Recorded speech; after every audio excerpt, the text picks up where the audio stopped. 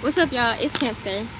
Just got done my workout at 8. I look a little rough. We trying to get this out for y'all because y'all need it. So I left off the other video with saying I think I was at giving grace. So this part of the video is going to be like integration. Basically, these are my notes. Please disregard. They're a little water damaged. Integration and what you can do to actually see change in your life after you forgive people. I don't know if I said this in the last video, but forgive yourself. We play a big part in our traumas where we don't feel respected or appreciated. A lot of the times we play a part in these relationships and why they continue and they go on for so long. So you do play a part, but don't beat yourself up about it because it's all experience. It's all a learning lesson, and just think of it like as a building block for going forward, so you know what you'll never go back to. Because some people are like, I could never go for something like that. Okay, good for you, but just know this is good for you to know. I'll never go back to that. Or it'll be a good reminder that if you ever start feeling like that again within a friendship or relationship, you know, time to go, time to go. Be here. Forgive yourself. It's not that deep. We all fuck up. We all make mistakes. You'll notice a mature woman when they say, I don't judge young girls for going back to the same person over and over again, because we all been there, done that. Exactly.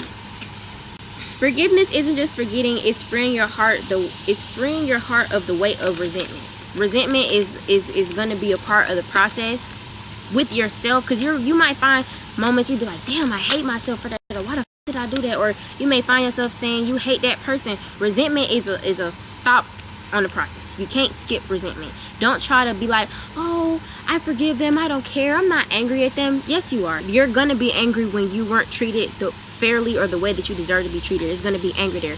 Go through it. It's okay. It's natural. Just don't hold on to it and move through it. Don't sit in it. Okay, cool. Okay, healing the after. What feelings are you left with? I brought up self-depreciating thoughts and habits, things that we might say to ourselves. We make mistakes, stuff like that. Why would you say it to yourself if you wouldn't say that to nobody else? Remember that whole tidbit, right? So the first thing we're going to start doing is we're going to start being kind to ourselves. So what are things that we're going to stop saying? We're going to stop saying very mean things to ourselves when we make mistakes. I'm a dumb. Yeah, I'm a we're going to start saying things like, it's okay, we all make mistakes. That mosquito. Write down a list of self-depreciating things you might say to yourself. These are just examples. These might not be the exact same for everybody. So what are some things you say to yourself that kind of go along with this negative way of thinking, and write the flip side? So what would you say positively instead of that, and start implementing those things? We're going to start reprogramming our subconscious. We're going to start reprogramming how we speak to ourselves, because it's going to start changing how we feel on the inside, our nervous system, all of that. Ooh, you been. Gotcha, bitch. Adding on to that point, we make mistakes, life moves on. It's not that deep. Let me stop trying to move so fast. Imagine you're reparenting yourself and you're speaking to your inner child. Don't reinforce the trauma within yourself. Be gentle with your words, be understanding, give yourself that safety that you were denied. So imagine your inner child that went through all these things, crying, just a little broken little baby is sitting in front of you, and you're telling them these things like you're a dumbass, you're a fuck up. Don't continue to do that to them. They don't deserve that, right? We did not deserve that, so don't continue to do that to yourself. Moving on. Self-care. Self-care starts with, of course, the things that we say to ourselves, but self-care is also self-love. So how do you show self-love? How do you... I'm sorry, I gotta get the mosquito out of my finger. I have become one with the mosquito. I cannot get it out.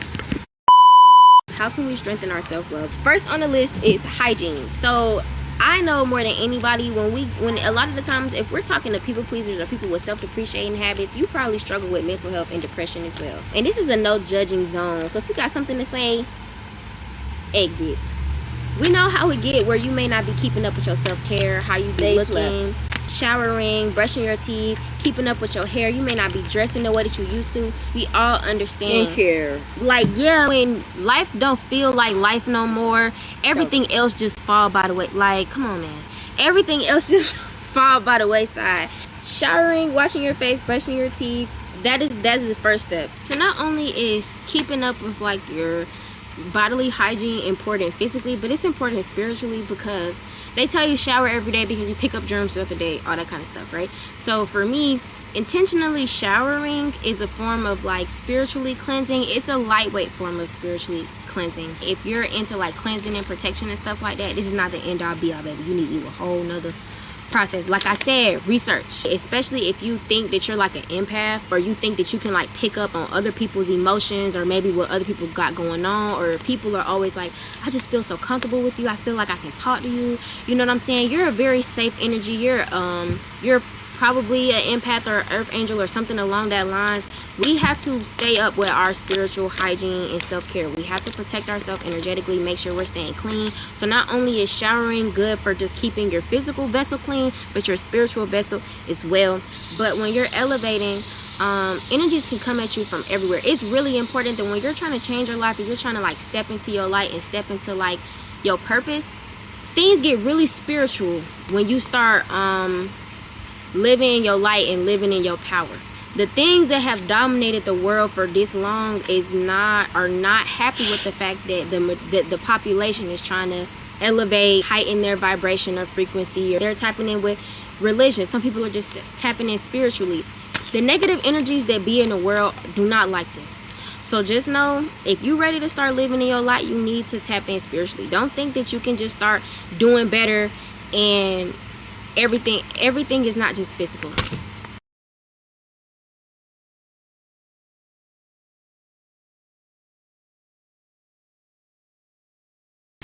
It's nothing serious. It's nothing to be afraid of or nothing like that. Don't be like, oh my God, I've never done it before. How many energies are swimming on me? Like, bro, it's not that deep. If you pray, that's a way to cleanse yourself or protect yourself. If you believe in ancestors or spirit guides or whatever, your angels that walk, guardian angels, all of that, it's all the same thing. They protect you from things. So don't just be like, oh my God, no, don't be scared. Just educate yourself.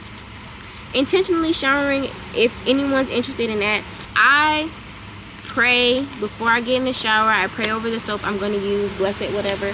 And I imagine that as I'm washing my body, that I am also clearing out any negative energy or energetic gunk or whatever that may be on my person. I'm also imagining that as it's washing off, a protective layer or shield is covering my energy as well. So while I'm being cleansed, I am also being protected.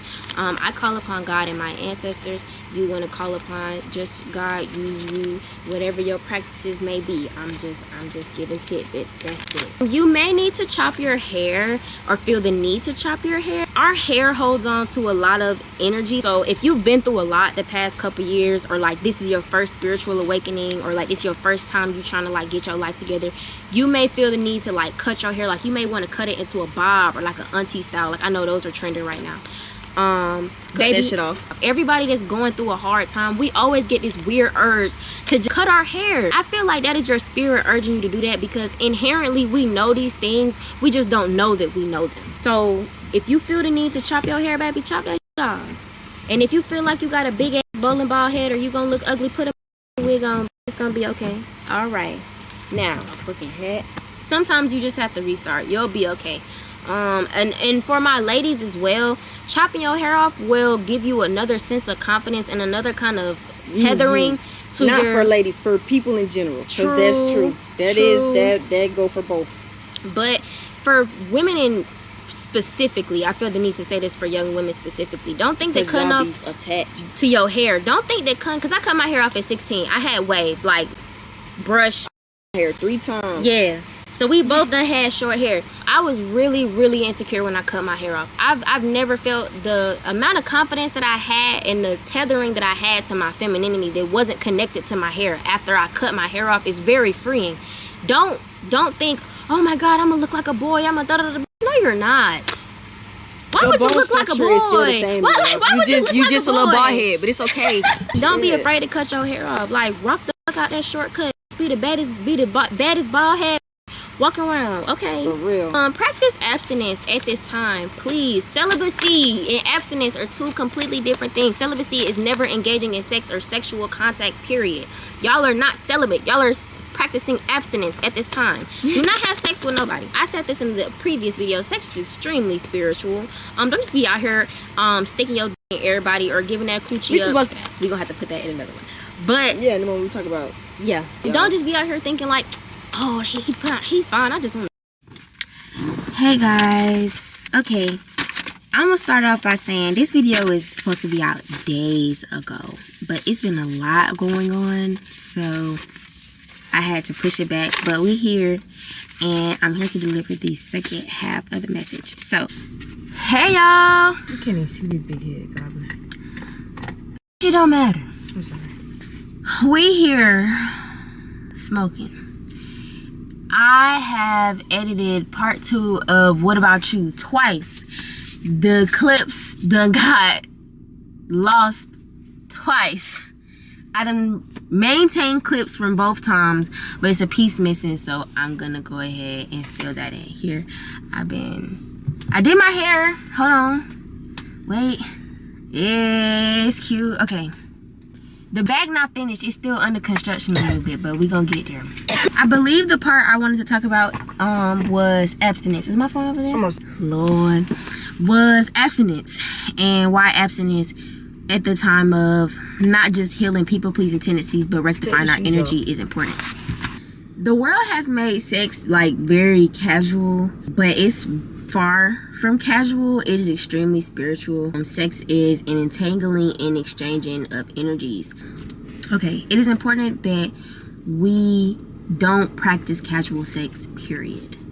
That we understand that it's an exchanging of energies and that it is very serious. When you're looking at people, like I left it off, I think, on don't think of it like, oh, they just fine. I just want to, I just want to hit. Nah, like, you need to, really know the people that you're intermingling with.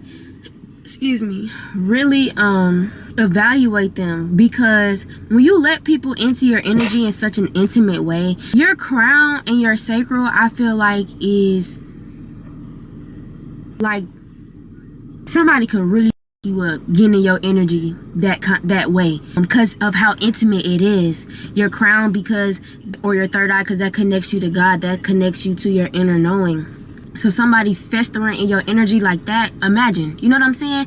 But somebody festering in your energy of your life force, how you bring life into the world, imagine. So start asking questions like, do you like this person's morals? Do you like their friends? Do you like their character? Yes, it is that serious, because if not, why are you having sex with them? If you don't know them like that to know those things, why are you having sex with them? Mere physical attraction ain't worth the disruption of your life, the disruption of your mental health or your peace, because that's what's gonna happen. So you having casual sex and you not properly vetting people you having sex with, for real, eventually you gonna run across the right one that's gonna have something on them. And it don't gotta be something as dark as like an entity or nothing crazy like that. Sometimes people just struggle with things in their life that we think is just so simple as, oh, they just going through that. But things that people go through are carried in a vibration, right? It's a vibration. And so if that's the vibration they on, when you having sex with them, they lowering your vibration, and quickly doing it like that. So, for example, you'll have sex with somebody just on some, I met them, was talking to them for a couple days, the vibes was good, whatever. Y'all fucked or whatever. You start feeling funny, like you being real snappy towards your folks, and you normally not like that. You've been doing real well with keeping your anger at bay recently, but you've been having trouble. Your depression been sneaking back up on you, and not like, oh, it's sneaking back up, like it shouldn't be sneaking back up, like you've been on it. You having self-image confusion when you never been confused about who you are or what you stand for or nothing like that.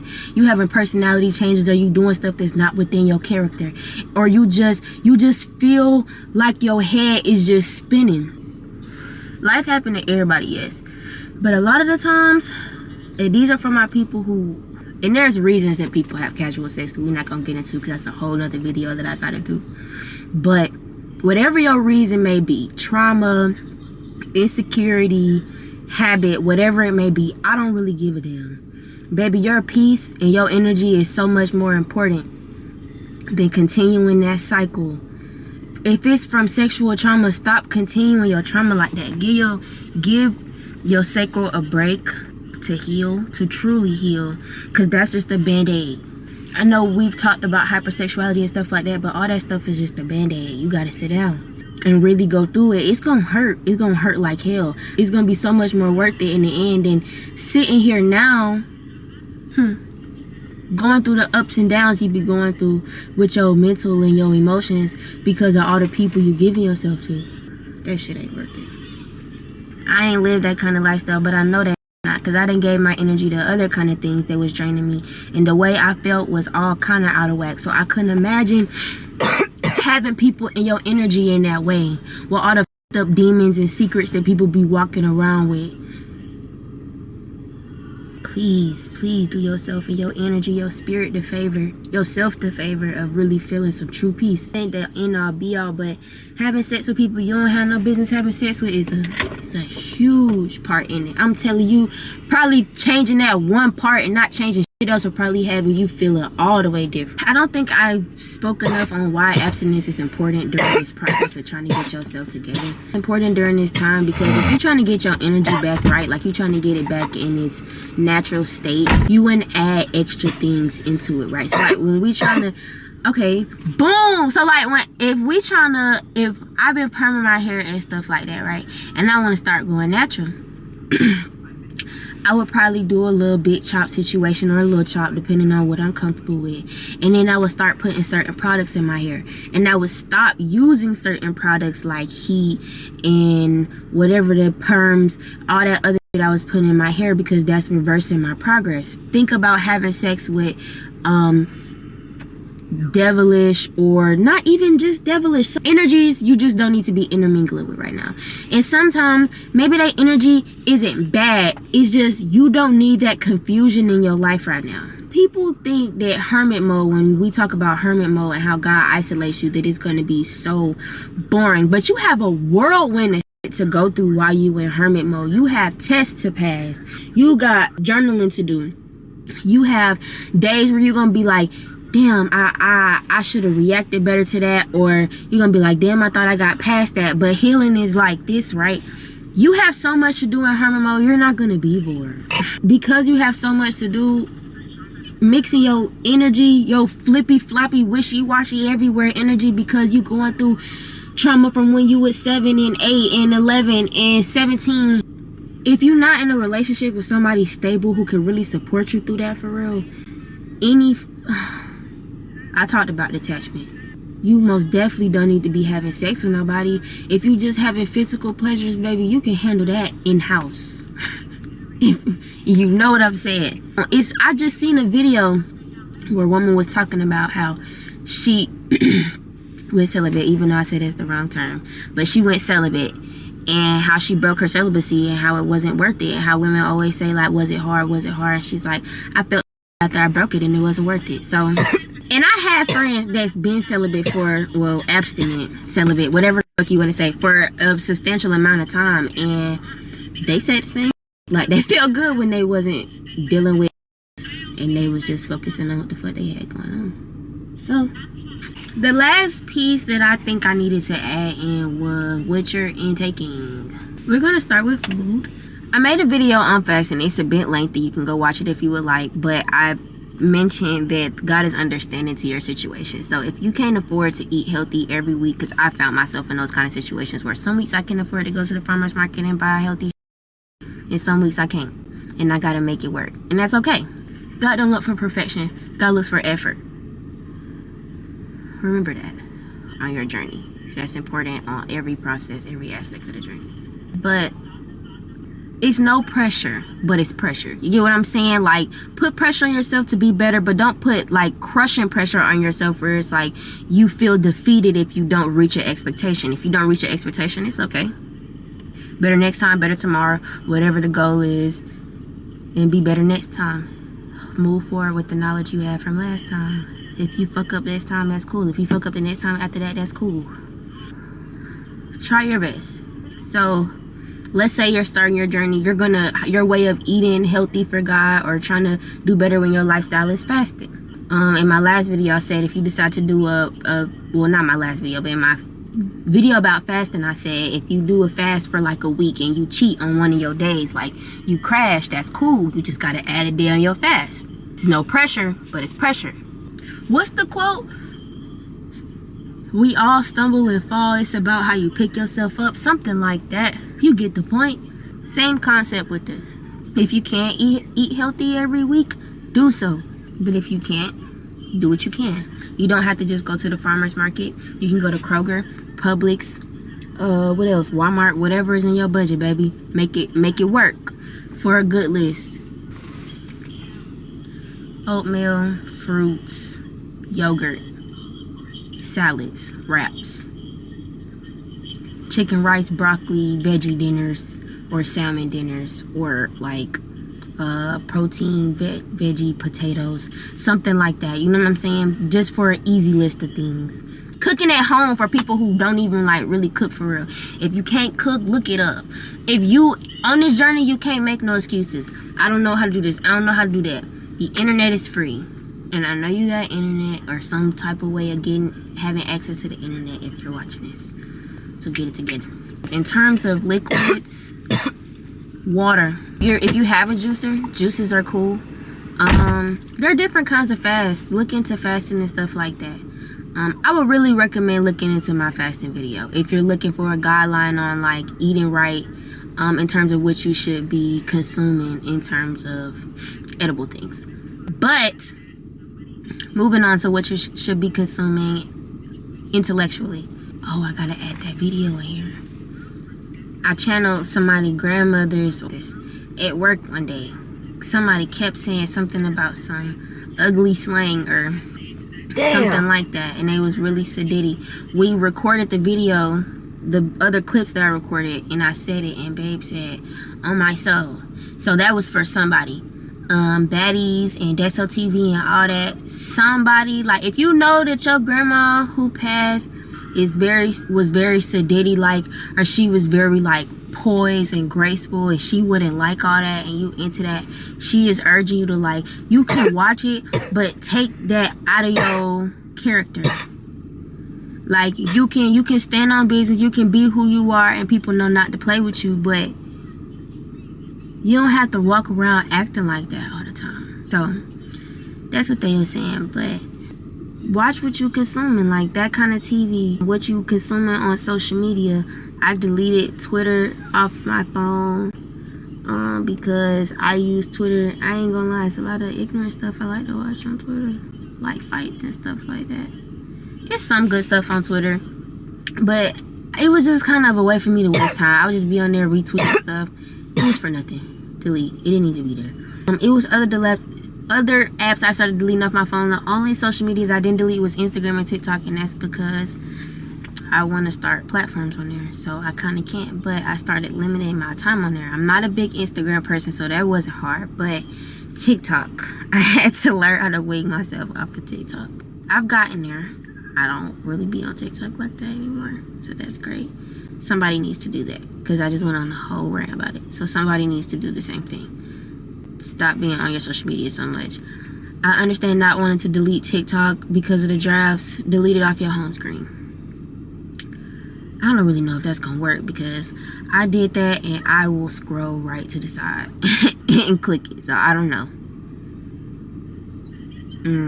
Have somebody else hide it in your phone so that you can't see it. I don't know.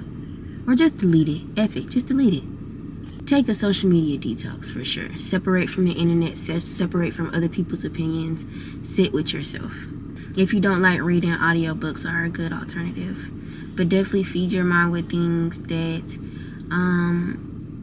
give you knowledge, but they also bring you joy.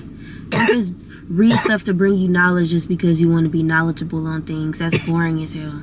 Read something you're actually passionate about, that'll actually be useful to somebody, because that's what you'll remember. You're not going to remember some shit you just studied just to study.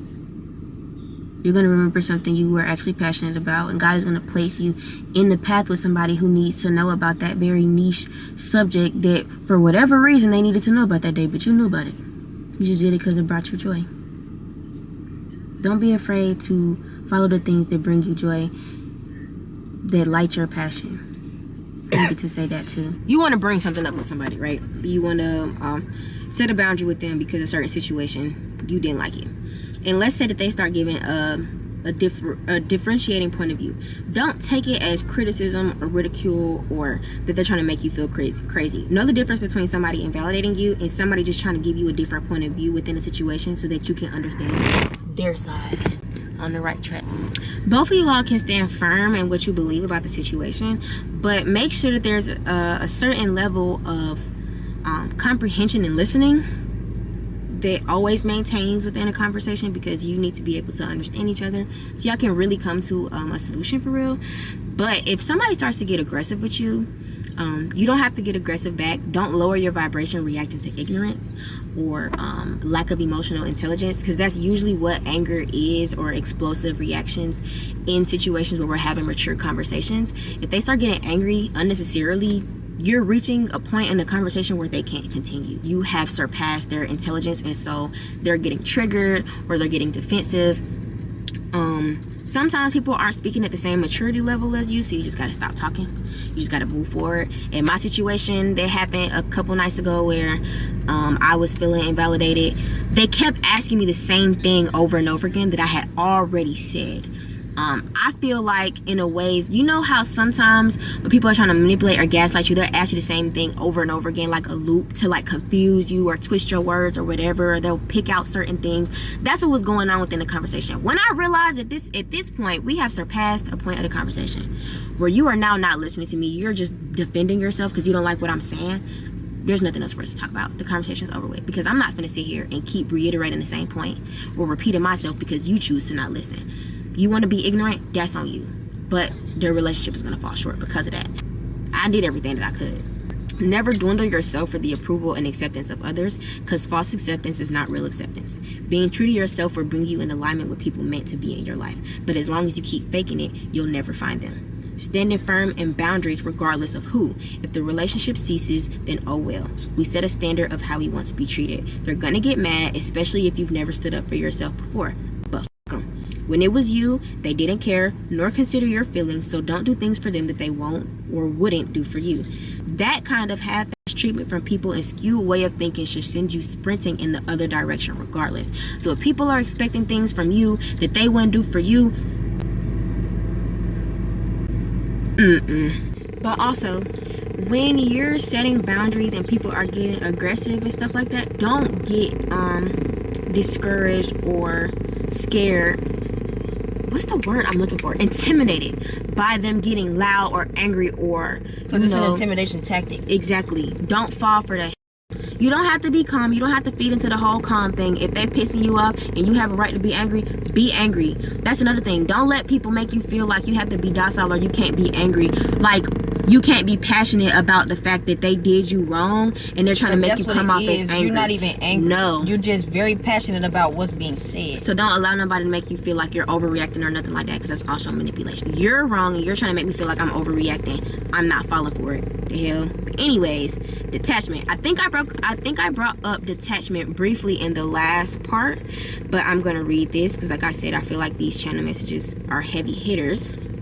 We're finally reaching the tail end of What About You. I really hope this video is able to help people because it's been a long time coming. It's going to help. I really hope this video reaches who it needs to reach. Exactly. Detachment. Accepting people for who they are right now and being completely okay with letting them go and moving on. Not who they used to be, not the history of your relationship, not who they could be. Staying in a situation, holding on to hope, platonic, familial. False hope. Platonic, familial, or romantic is going to do nothing but allow you to continue to be disrespected, and that's a no-no. Not everyone in our lives are meant to stay. Some people are meant to be lessons. Some people are meant to meet back up with you later. Some people were just good company, a shoulder to cry on, good advice, and escape. But y'all are going y'all separate directions at this time because God said y'all needed to. God could be protecting you from something. You never know. It's just best to let it go and let it be when it's time. Furthermore, people who love you don't put you in situations that will harm you physically, emotionally, mentally, etc. Don't waste your time on people because you're holding out for potential or stuff like that. Who are they being to you right now? So, Lastly, for this part of people pleasing and all of that, I feel like the biggest thing that I didn't touch on outside of being accepted by family, outside of friends, I really focused on friends in this one. I mentioned social media and society briefly, but I didn't really get too much into society. Me personally, the burden of social acceptance is a myth. Society has so many different standards, so many different trends that contradict themselves like a year apart from each other, or like people who have opinions on the internet that got their own issues going on. If you really got into these people's lives for real, you would be like, you have no place to be judging nobody. So the burden of social acceptance is like stupid to me, because it's just like, it's so many people, but that just means there's so many factors involved that could actually, I'ma just read. Some people fear to be rejected by society as an outcast for being themselves, but the pain of never being able to live your truth is much greater than not being accepted by a society. This up anyway, so who cares what people think? And most of the time, people ridiculing you are projecting 99.99999% of the time. The only acceptance that matters is God's acceptance. Outside opinions are impacted by so many things that you don't have time to worry about because you are too focused on getting yourself together. The only opinion that matters is yours and God's. No one else's approval matters but yours and God's. That is point blank, period. No matter who it is. Not your parents, not your friends, not social media, not motherfuckers from school that's just trying to fit in like everybody else, especially not nobody on the internet who all riding trends and waves trying to be like everybody because it's cool right now, but y'all all look the same. What's gonna be cool in the next 2 months, y'all all doing it. I would much rather be doing something I've been doing for the last couple years, or something that's my staple, something that's my stamp.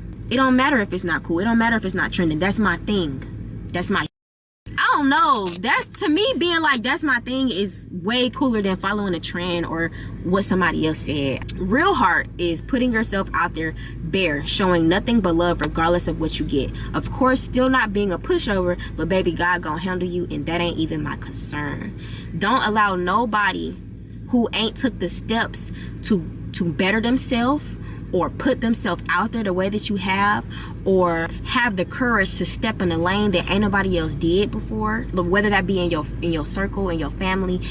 Don't allow people that haven't taken the step that you've done to ridicule you or make you feel bad for the things that you're doing for yourself. Baby, you cannot say anything about what I'm doing because you don't know nothing about this life that I live or that I'm trying to live. Healing yourself from people pleasing thoughts, depending on other people's opinions too much, and you know what I'm saying, having poor boundaries. It is physical, but it is extremely spiritual as well. It's not, it's duality to everything. It's balancing everything. Everything ain't just spiritual and everything just ain't physical. You have to combine the two to really find the peace and balance that you're looking for. You can try to just incorporate the physical if you would like. You can try to just incorporate the spiritual if you like. But what you'll find after watching this video, if you only try to do the spiritual or the physical and not doing both, you're not going to find the peace that I said you would find. You're going to be like, this bitch lied, but I didn't. You didn't follow directions. I hope this video finds whoever it needed to find. It's been a long time coming. Bitch has been under spiritual warfare. I really hope it finds who it needs to find in the time that it does, and I really hope that it helps you. If there's any questions that anybody has in the comments, feel free to leave them. Like, comment, subscribe. Thank you so much for being here. Thank you so much for seeking to do better for yourself. It's not a lot of people out here seeking to be better and do better. So kudos to you for taking a step in a world where people say, I'll just live your life and do whatever. Kudos to you for taking a step to be better. This is the first step. You're doing a great job. Well wishes and blessings on you and your elevation journey.